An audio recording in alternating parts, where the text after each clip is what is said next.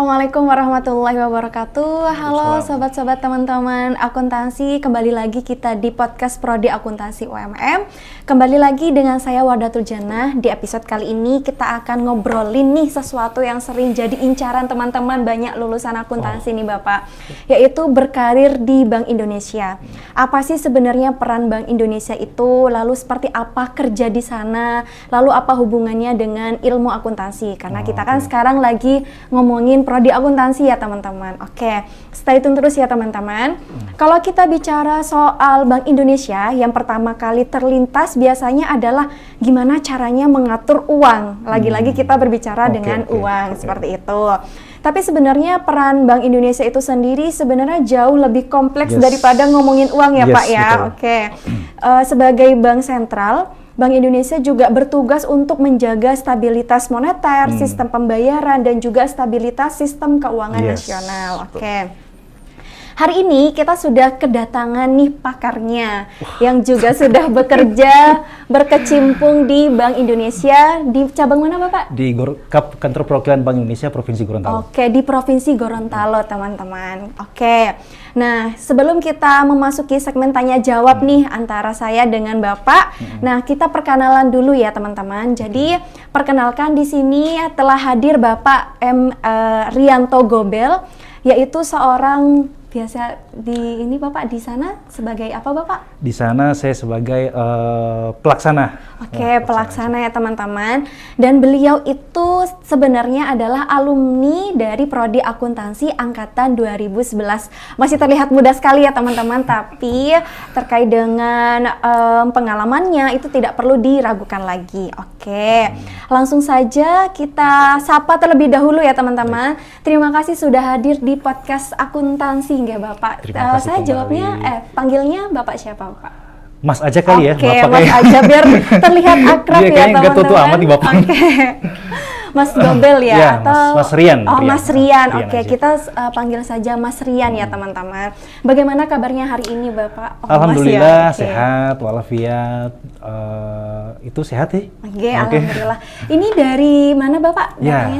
Jadi itu sebetulnya saya kesini itu kebetulan. Sebelumnya kan saya ada kegiatan di Surabaya, kegiatan PMK Satker. PMK itu peningkatan mutu dan kompetensi. Emang secara setiap tahun seluruh Bank Indonesia itu melaksanakan itu setiap tahunnya. Jadi dirangkaikan dengan gathering. Nah, dilaksanakannya di Surabaya sejak tanggal 25. Tanggal 25 kemarin ya. 29-nya selesai. Nah, saya izin ke atasan, lanjut cuti. Kebetulan di-approve gitu kan, ya sudah saya ke Malang. Ketemulah sama Bu Endang, sama Pak Daniel tadi kan. Bernostalgia gitu, ngobrol-ngobrol sedikit sama mereka. Dan kebetulan juga nih, diundang untuk podcast juga. Sekalian nggak Bapak ya? Iya, sekalian. Ya, sudah nggak apa-apa. Oke, jadi teman-teman, ini kita bisa panggil dengan sebutan Mas Gobel. Pekerjaannya itu ada di Bank Indonesia cabang Provinsi Gorontalo ya teman-teman. Oke. Kita langsung masuk ke segmen tanya jawab nih Mas ya. Boleh. Oke. Ini sebenarnya udah banyak sekali dipertanyakan oleh teman-teman lulusan akuntansi nih teman-teman. Nah, sebenarnya ada beberapa pertanyaan, tapi kita rangkum saja ya teman-teman, yang mungkin ini banyak sekali dipertanyakan. Dari beberapa pertanyaan kita sudah sortir beberapa pertanyaan. Yang pertama yaitu, apa saja sih sebenarnya jenis pekerjaan atau posisi yang tersedia di Bank Indonesia untuk lulusan akuntansi? Oke, baik, terima kasih Mbak Warda. Di Bank Indonesia sendiri itu untuk posisi yang relevansinya dengan akuntansi itu sangat banyak dan beragam. Jadi tidak serta-merta karena kamu akuntansi, kamu ditempatkan di Departemen Keuangan. Jadi di Bank Indonesia itu kalau di kantor pusat, untuk nama satkernya kita biasa disebut departemen. Ada Departemen Kebijakan Ekonomi Moneter, Departemen Kebijakan Stabilitas Sistem Keuangan, Departemen Keuangan,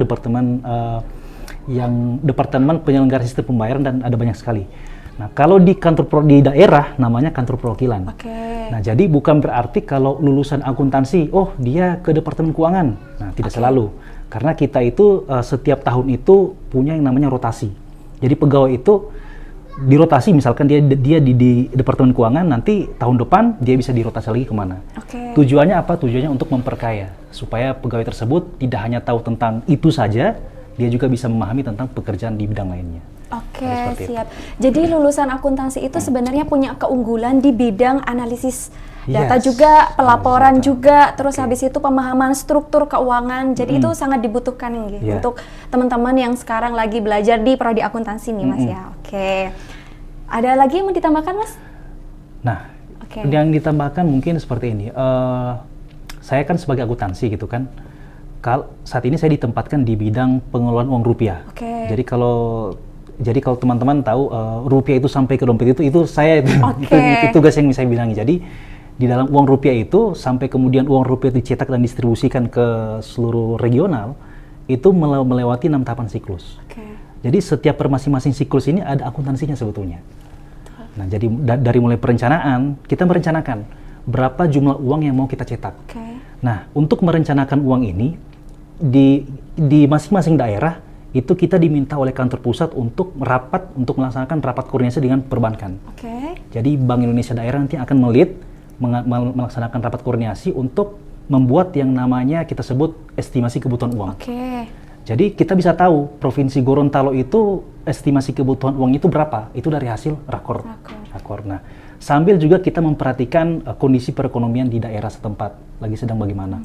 Nah, itu juga. Nah, setelah kemudian kita mendapat satu proyeksi, data proyeksi itu kemudian yang akan jadi bahan untuk kita lakukan rakorpus di tingkat pusat. Nah, itu biasa kita laksanakan selama seminggu untuk menentukan berapa besaran kebutuhan uang yang ada di Provinsi Gorontalo itu berapa. Kita rapat, ketika kemudian diketok oleh kantor pusat, barulah kemudian di siklus berikutnya, pencetakan dan perencanaan, pencetakan. Nah, pencetakan ini dilakukan oleh Perusahaan Umum Republik Indonesia, Peruri. Nah, ini yang saya mau klarifikasi. Jadi Bank Indonesia itu bukan lembaga yang mencetak. Jadi Bank Indonesia itu hanya memiliki kebijakan yang mencetak uang. Teknis mencetak uang itu dilakukan oleh Peruri di Kerawang itu. Jadi kita yang memerintahkan Peruri untuk mencetak berapa jumlah nominal yang mau dicetak, termasuk per jenis pecahannya. Jadi kita bisa sedetail itu menginstruksikan kepada Peruri. Ya, agar apa? Kalau misalkan kita kelebihan cetak, bahwa pasti tahu kan dampaknya ke inflasi dan lain sebagainya. Jadi antara ketersediaan uang dengan daya belinya jadi tidak match gitu. Nah, jadi semua kita lakukan berbasis perhitungan semua. Jadi ada hitung-hitungannya di situ. Kita mulai mencetaknya itu kita butuh berapa, lalu kemudian setelah uang tersebut jadi siap didistribusikan. Nah, itu ada pencatatan akuntansi juga di situ. Nah, cuman itu tidak dilakukan oleh kita di PUR. Itu dilakukan oleh Departemen Keuangan.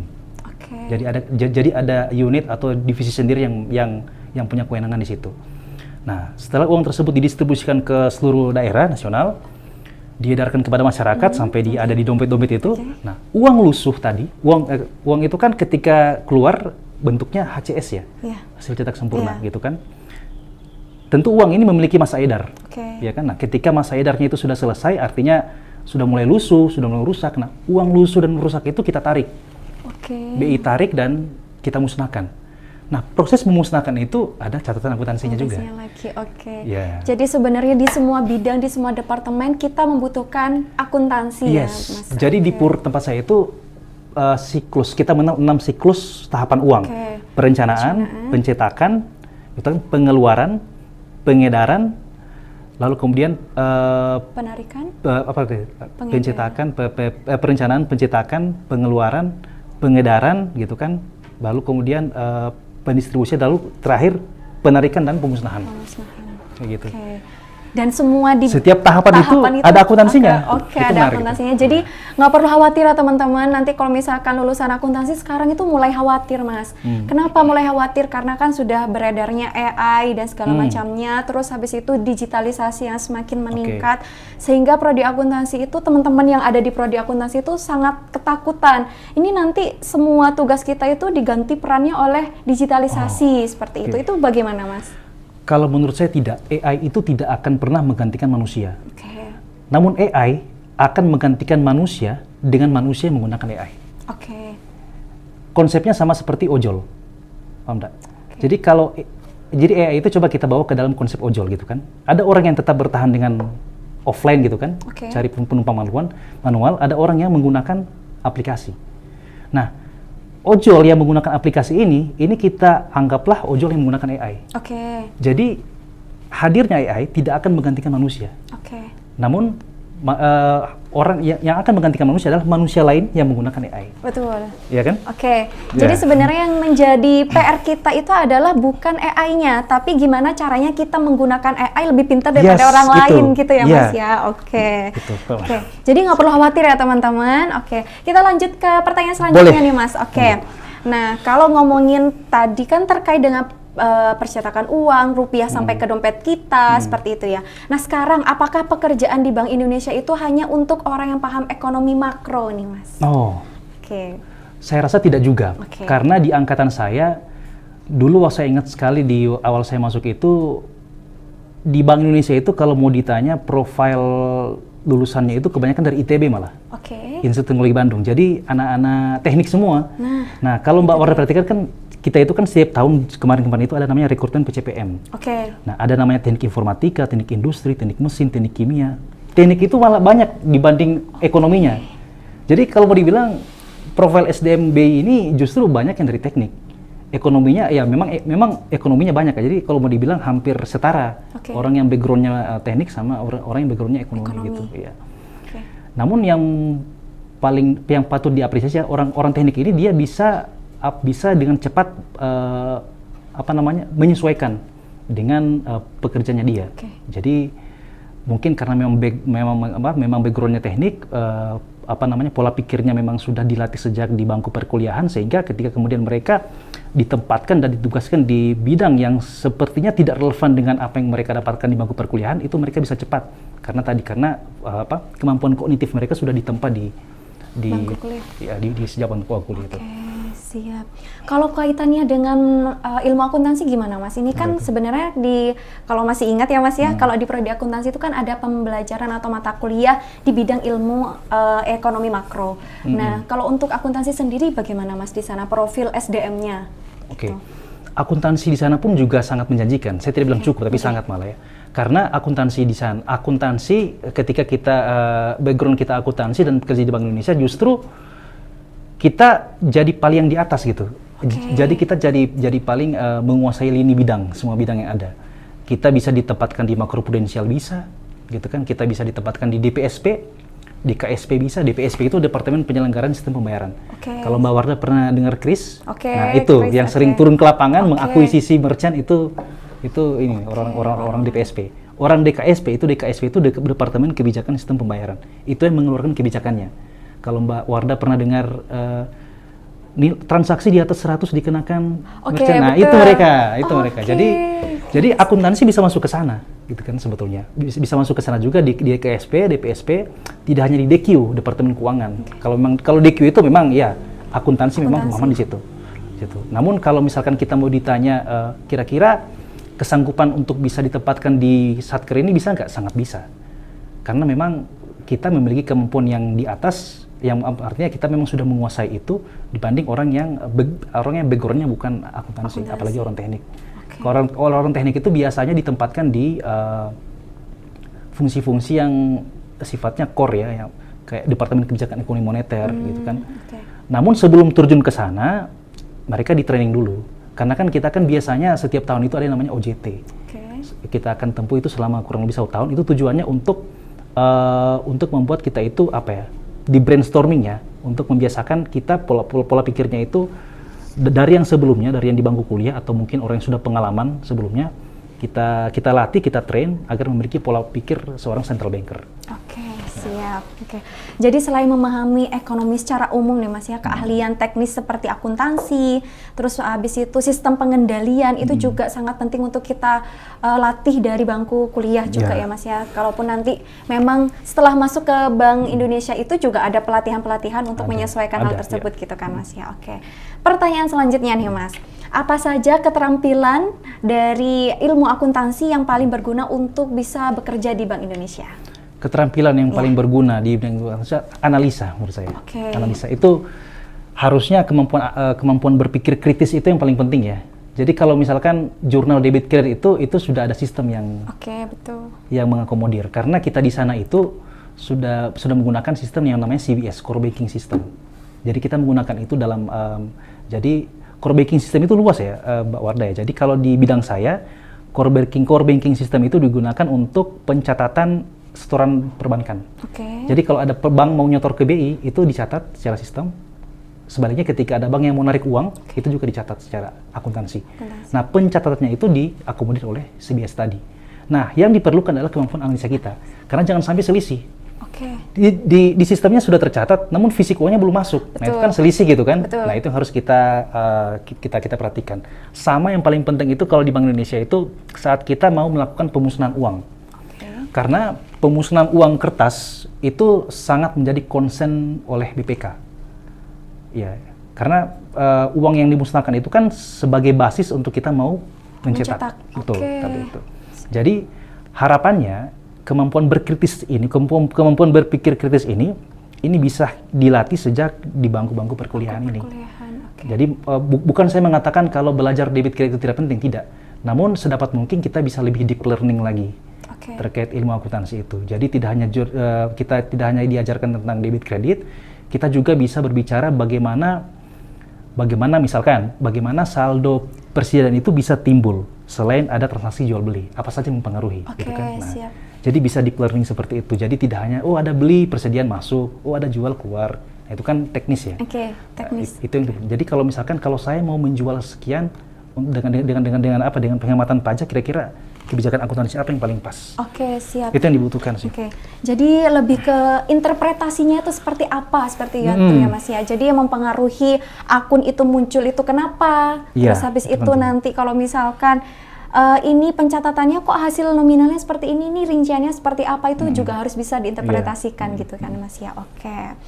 Nah selanjutnya nih Mas, terakhir yang ditunggu-tunggu banget nih oleh lulusan akuntansi ini, terakhir banget nih Mas. Bagaimana proses rekrutmen bisa masuk ke Bank Indonesia, terutama untuk lulusan akuntansi?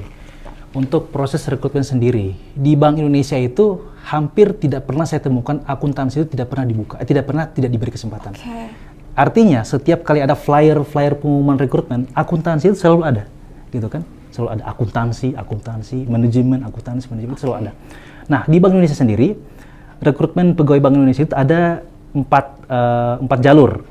Jalur yang paling pertama atau yang paling kasta tertinggi itu PCPM, Pendidikan Calon Pegawai Muda. Nah, ini jalur rekrutmen kalau di perbankan biasa disebut Officer Development Program atau MT, Management Training. Nah, jalur rekrutmen PCPM ini adalah jalur yang disediakan oleh Bank Indonesia untuk melatih dan mempersiapkan calon pemimpin masa depan. Jadi orang-orang yang seperti kepala perwakilan atau gubernur BI itu dari PCPM juga. Nah, itu PCM, kasta tertinggi di BI jalurnya. Kemudian jalur kedua adalah General Hire, kayak saya gini. PCS namanya, Program Calon Staf. Nah, orang-orang di PCS ini adalah orang-orang yang di-hire untuk melakukan pekerjaan-pekerjaan teknikal, gitu kan. Bedanya apa? Kalau di PCPM, ketika kemudian mereka sudah lulus pendidikan 1 tahun, mereka kemudian akan memulai karir mereka dari pangkat Assistant Manager. Nah, sementara kalau PCS akan mengawali karirnya dari pangkat staff. Nah, ini jalur yang kedua. Jalur yang ketiga ada yang namanya Pro Hire. Pro Hire ini adalah jalur rekrutmen yang ditujukan kepada orang-orang yang sudah memiliki pengalaman. Jadi misalkan Mbak Warda pengalaman di bidang AI, dan kebetulan BI butuh, dan Mbak Warda punya kemampuan yang memadai tentang itu. Nah, kita hire Mbak Warda untuk bekerja dengan kita. Nah, jadi Mbak Warda bukan di PCPM, bukan juga di PCS. General Hire, tapi di Pro Hire. Nah, untuk pangkatnya ini bisa di mana aja sesuai dengan keahlian dan keterampilan Mbak Warda. Kalau misalkan BI menilai kalau Mbak Warda ini punya keterampilan dan basic skill yang memadai, bisa jadi pangkatnya dimulai dari manajer, atau asisten direktur, atau asisten manajer gitu. Bisa sesuai dengan kebutuhan Bank Indonesia. Nah, lalu yang keempat, jalur PKWT. PKWT itu kalau kita bandingkan itu sama seperti P3K di PNS. Jadi penerimaan pegawai yang kontrak itu PKWT. Itu PKWT, pekerjaannya sama seperti PCS, cuman bedanya yang PCS ini pegawai tetap, yang ini adalah pegawai kontrak.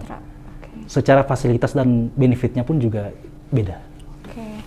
Lalu nih Mas, kalau terkait dengan kita kaitkan dengan lulusan akuntansi nih Mas, yang paling banyak peluangnya itu di bagian yang mana Mas, yang dari yang 4 jalur tadi itu? Yang paling banyak peluangnya? Peluang apa nih? Peluang untuk bisa kami masuk ke sana gitu, ke Bank Indonesia. Bank Indonesia tidak pernah membatasi, jadi bisa di 4-4-nya boleh.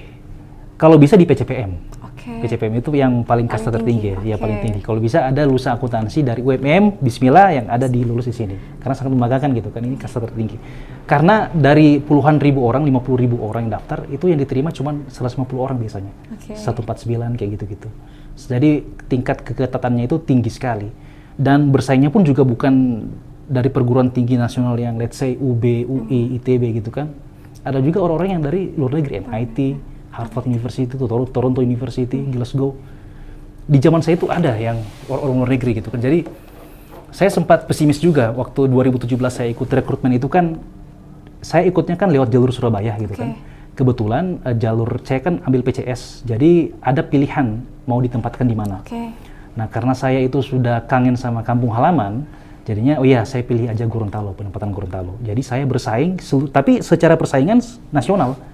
Jadi Bank Indonesia hanya akan mengambil 190 orang waktu itu dari sekian puluh ribu. Alhamdulillah saya terpilih dan ditempatkan di Gorontalo sampai sekarang. Alhamdulillah ya teman-teman. Oke, tak terasa kita sudah di penghujung pertanyaan nih. Pertanyaan sudah habis, sudah kita bahas semua. Sekarang sebagai penutup nih Mas, kami mohon saran dari Mas Rian untuk kami ini sebagai akademisi ataupun mahasiswa yang sedang menempuh ataupun yang akan lulus dari prodi akuntansi, yang mana tujuannya itu untuk mendorong keterlibatan aktif kita dalam mendukung dan mengembangkan peran Bank Indonesia. Itu seperti apa kontribusinya Mas untuk kami bisa mendorong dan membantu secara aktif untuk Bank Indonesia itu? Oke, baik, terima kasih. Oke, di Bank Indonesia sendiri ini sangat konsen, salah satunya konsen Bank Indonesia adalah di peningkatan pendidikan. Nah, kenapa pendidikan menjadi penting bagi Bank Indonesia? Karena ujung-ujungnya implikasinya adalah ke suplai SDM. Karena Bank Indonesia itu tidak akan pernah menurunkan kualifikasi SDM-nya, dia akan tetap tinggi. Nah, kalau misalkan dari segi pendidikan, misalkan lembaga pendidikan tidak menyediakan atau tidak memprovide para lulusan-lulusan yang unggul, berarti kan bagaimana bisa BI dapat meng-hire orang-orang yang unggul itu kan? Jadi karena itulah kita punya yang namanya materi-materi edukasi seperti ke bank sentralan, lalu kemudian materi edukasi tentang CBP rupiah, lalu kemudian materi edukasi tentang KRIS, itu selalu senantiasa kita turun langsung ke lapangan, turun langsung bersinergi dengan lembaga pendidikan atau dengan lembaga instansi lainnya agar materi-materi edukasi kami itu bisa diserap dan diterima oleh masyarakat. Nah, baru-baru ini kan kita di Gorontalo itu kita bekerja sama dengan atau bersinergi dengan Dinas Pendidikan untuk memasukkan materi edukasi kami KRIS dan CBP rupiah ke bangku pendidikan, baik itu di tingkat SD dan sederajat, SMP sederajat, serta SMA sederajat. Tujuannya untuk apa? Minimal mereka tahu Bank Indonesia itu apa. Karena selama ini orang-orang kan mandang hanya karena dia melihat ada kata bank dianggap Bank Indonesia itu sama kayak Mandiri, BRI gitu kan. Yang minimal tahu. Nah, itulah kenapa ada namanya materi ke Bank Sentralan. Untuk bisa memberikan penjelasan atau edukasi Bank Indonesia itu tugasnya apa bedanya dengan bank komersil. Nah, apa bedanya BCA? Kan sama-sama bank sentral. Bukan berarti bank sentral aja, berarti ini yang lebih tinggi gitu, bank sentral Asia beda. Itu adalah nama ininya, nama corporate-nya adalah Bank Sentral Asia. Namun secara kedudukan lembaga negara hukum, Bank Indonesia itu adalah Bank Sentral Republik Indonesia. Nah, jadi kita sangat fokus sekali ke pendidikan yang harapannya para dosen, para guru-guru di seluruh Indonesia ini dapat membantu kami untuk meningkatkan kualitas pendidikan di seluruh Indonesia ini. Harapannya pun juga itu tadi, artinya berimplikasi ke kami dari segi suplai SDM. Siap, terima kasih. Jadi jangan ragu ya teman-teman. Jadi kalau misalkan ada dosen yang ini mau ngebahas terkait dengan keuangan, analisis keuangan, interpretasi keuangan, teman-teman harus sangat diperhatikan ya Mas ya, karena itu salah satu tujuan dari peran aktif kita untuk mendorong dan juga mensuplai SDM yang berkualitas supaya kita bisa bergabung di Bank Indonesia. Oke Mas, terima kasih Mas, seru banget ya pembahasan kita hari ini. Jadi kerja di Bank Indonesia itu nggak hanya berbicara terkait dengan kebijakan moneter saja ataupun ekonomi makro ya, tapi juga butuh sekali tenaga-tenaga teknis yang seperti lulusan kita, yaitu lulusan akuntansi. Buat teman-teman yang lagi kuliah ataupun sedang mencari pekerjaan bagi lulusan akuntansi, jangan ragu untuk melincir atau melirik nih peluang-peluang yang ada di Bank Indonesia. Karena di balik laporan keuangan teman-teman, terus habis itu analisis risiko, pengawasan sistem keuangan, dan juga peran penting bagi akuntansi itu juga menjaga akuntabilitas dan juga transparansi lembaga negara ini. Oke. Nah, terima kasih sudah mendengarkan episode kali ini. Jangan lupa untuk share ke teman-teman yang membutuhkan materi tentang mungkin selama ini nggak tahu nih Bank Indonesia itu apa. Seperti kata Mas Rian tadi ya, yang kita tahu itu adalah Bank Indonesia apa jangan-jangan sama seperti bank komersil gitu. Padahal Bank Indonesia itu adalah bank sentral yang mengatur nggak hanya keuangan kita saja, seperti itu ya teman-teman. Tapi kalau misalkan teman-teman mau tahu lebih lanjut, bisa nih kunjungi kemana Mas kalau misalkan kita mau lebih tahu tentang Bank Indonesia? Ke Instagram aja. Oke, ke Instagramnya Bank Indonesia. Oke, terima kasih sudah mendengarkan podcast akuntansi. Jangan lupa di subscribe, lalu di like dan juga di komen. Oke, terima kasih kepada Mas Rian sudah hadir di podcast kami hari ini. Semoga liburannya ataupun perjalanan nanti kembali ke kampung halaman bisa membawakan keberkahan untuk kami. Terima kasih ilmunya. Wassalamualaikum warahmatullahi wabarakatuh. Waalaikumsalam warahmatullahi wabarakatuh.